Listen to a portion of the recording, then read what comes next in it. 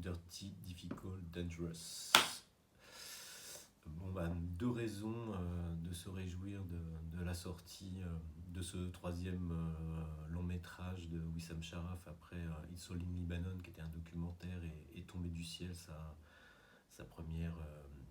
fiction. La première, c'est que ce film s'affirme une fois encore comme une bonne nouvelle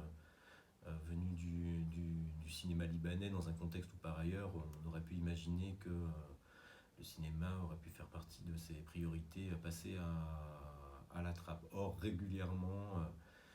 toujours et encore, le cinéma libanais nous rappelle à sa vitalité, et puis surtout à un certain état d'esprit de résistance et de singularité du point de vue des propositions cinématographiques qui nous sont faites. Et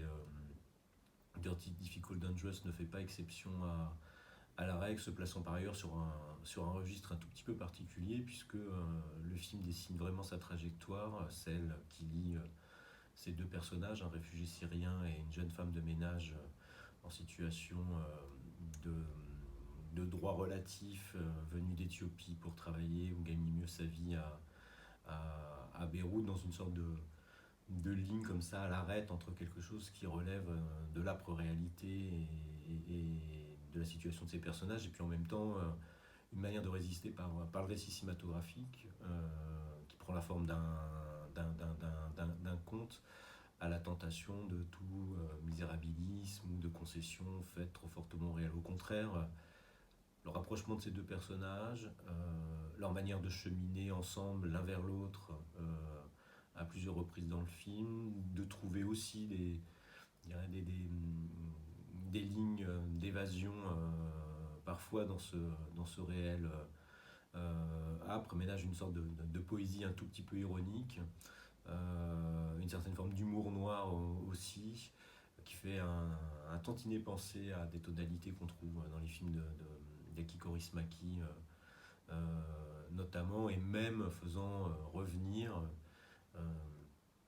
sur cette couche de réel bien saturée, réfugiés de Syrie, situation de ses domestiques en nombre, de quelque origine qu'ils soient,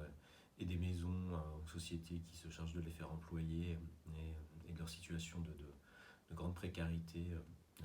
au Liban.